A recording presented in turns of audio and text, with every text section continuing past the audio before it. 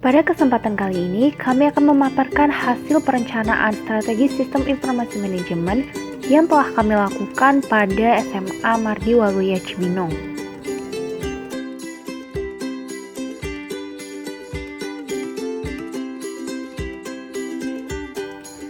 SMA Mardi Waluya Cibinong merupakan sekolah menengah atas yang terletak di Jalan Raya Mayor Oking Jaya Atmaja, nomor 15 Ciriung, Cibinong, Kabupaten Bogor, Jawa Barat. SMA Mardi Waluya Cibinong merupakan sekolah menengah atas Katolik yang berada di bawah naungan Yayasan Mardi Waluya. Kelas yang dimiliki SMA Mardi Waluya Cibinong adalah sebanyak 15 kelas yang terdiri dari penjurusan MIPA dan IIS. Sebagai penunjang pengembangan minat dan bakat, SMA Mardi Waluya Cibinong menyediakan 13 ekstrakurikuler yang dapat diikuti oleh siswa. SMA Mardi Waluya Cibinong memiliki visi optimalisasi pencerdasan kehidupan bangsa secara profesional dengan iman dan kasih dalam semangat persaudaraan dan pengungsian bagi sesama. Misinya mendampingi dan membimbing peserta didik, mengupayakan profesionalisme pengelola, pelaksana, dan karyawan, mewujudkan dan mengembangkan semangat pengungsian bagi sesama.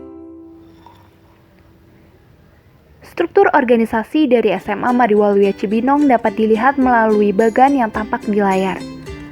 Untuk job description-nya sendiri, kepala sekolah memiliki tugas sebagai pendidik, sebagai manajer, sebagai pengelola administrasi, dan sebagai pendorong.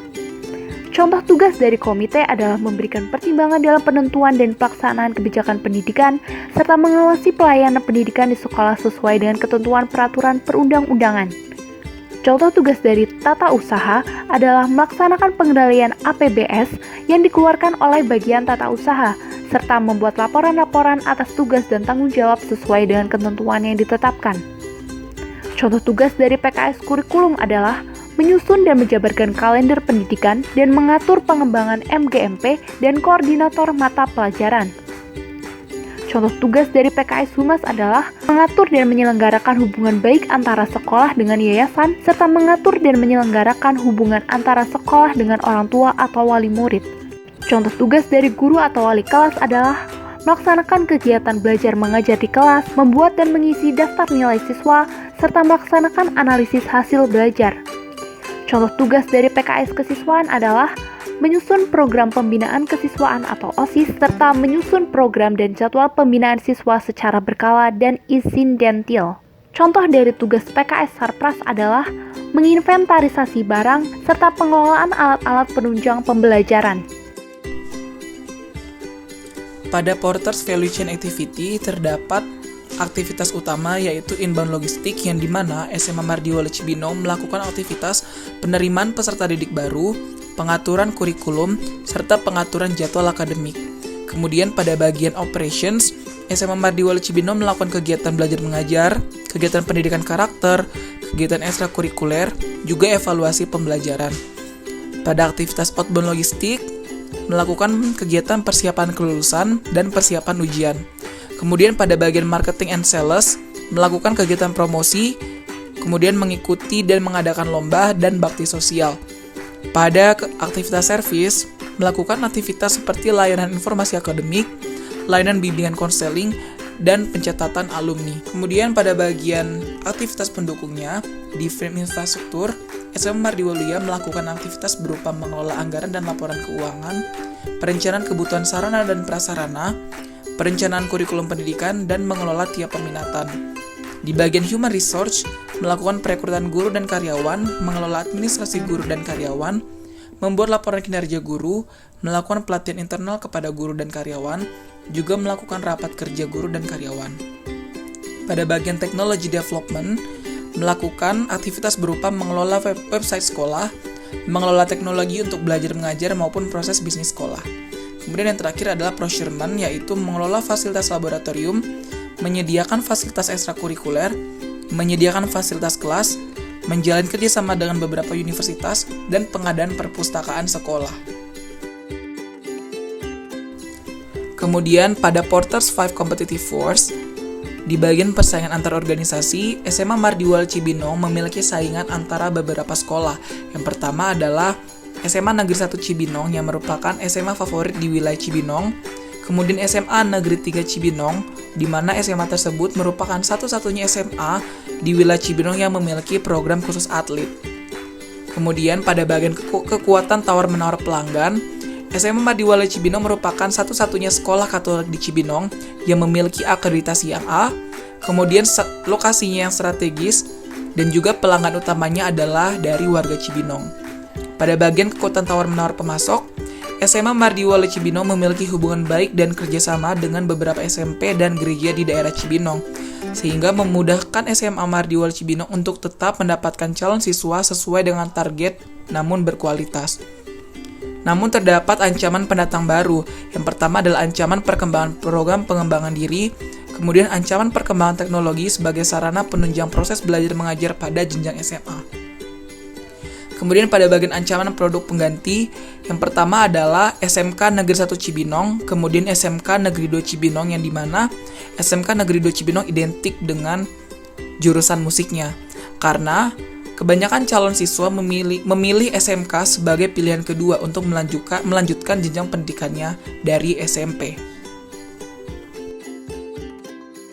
SWOT terdiri dari 4 kuadran. Yang pertama yaitu strengths, di mana SMA Mardiwaluyo Cibinong memiliki akses internet lancar, tidak pernah mati listrik, tenaga pengajar dan siswa memahami penggunaan teknologi sistem informasi, memiliki website sekolah dan media sosial, memiliki lab komputer dan multimedia yang memadai, serta presensi guru telah memanfaatkan teknologi fingerprint. Selanjutnya yaitu weakness, di mana pengambilan keputusan terpusat pada yayasan. Tenaga TI masih kurang, belum ada sistem informasi yang dikembangkan sendiri, serta sistem keamanan website sekolah kurang baik. Yang ketiga yaitu opportunities, di mana adanya bantuan dana dari pemerintah maupun donatur. Salah satunya bantuan dana BOS. Kemudian adanya kerjasama dengan media online untuk menyebarkan informasi. Yang terakhir yaitu threats, dengan adanya persaingan antara sekolah swasta dan negeri yang lebih bagus dalam segi fasilitas SITI dan program yang diadakan. Kemudian, cepatnya perkembangan teknologi informasi pada bidang pendidikan dan kemungkinan terserang cyber hacking tinggi. Berdasarkan analisis yang telah dilakukan mengenai sistem yang ada saat ini, kami memberikan usulan sistem informasi yang dipetakan menggunakan matriks McFarland Strategic Grid. Pada kuadran 1 merupakan kuadran support, di mana kami mengusulkan internet Wi-Fi, sistem informasi inventaris, dan sistem informasi perpustakaan. Kuadran 2 merupakan kuadran keoperasional yang berisikan sistem informasi akademik, sistem informasi pembayaran, e-learning, dan sistem informasi kepegawaian. Kuadran 3 merupakan kuadran yang potensial dengan usulan yaitu sistem informasi PPDB dan sistem informasi kuliah. Kuadran 4 merupakan kuadran strategik yang berisikan email G Suite dan website sekolah. Pada tiap-tiap aplikasi yang kami usulkan ditujukan kepada pengguna dengan jenis sistem informasi yang berbeda-beda, disesuaikan dengan fungsinya masing-masing. Baik, selanjutnya kita akan masuk ke analisa kesenjangan. Yang pertama itu ada kesiswaan. Di kesiswaan itu ada aplikasi. Kondisi saat ini masih manual. Kondisi yang diharapkan terdapat sistem informasi akademik. Kemudian ada infrastruktur. Kondisi saat ini masih manual. Kondisi yang diharapkan terdapat aplikasi yang memudahkan siswa menerima informasi. Sedangkan untuk SDM-nya, kondisi saat ini, guru dan siswa susah memahami teknologi. Kondisi yang diharapkan, guru dan siswa dapat memahami teknologi. Yang selanjutnya ada kurikulum. Nah, aplikasi. Kondisi saat ini masih manual. Kondisi yang diharapkan terdapat e-learning. Kemudian ada infrastruktur. Kondisi saat ini menggunakan Google Classroom, Google Form, dan juga kertas. Kondisi yang diharapkan dapat meminimalisir penggunaan kertas. Kemudian di SDM-nya, kondisi saat ini guru dan siswa sulit memahami teknologi. Kondisi yang diharapkan, guru dan siswa cepat memahami teknologi. Untuk di tata usaha, di aplikasinya itu kondisi saat ini masih manual. Kondisi yang diharapkan terdapat sistem informasi pembayaran. Kemudian infrastruktur, kondisi saat ini bukti pembayaran masih manual. Yang diharapkan bukti bersifat online. Kemudian SDM-nya, karyawan susah memahami teknologi. Kondisi yang diharapkan karyawan dapat memahami teknologi. Kemudian untuk perpustakaan, aplikasinya kondisi saat ini masih manual. Kondisi yang diharapkan adanya sistem informasi perpustakaan. Kemudian infrastruktur, Kondisi saat ini melakukan pendataan secara manual yang diharapkan ada sistem informasi perpustakaan.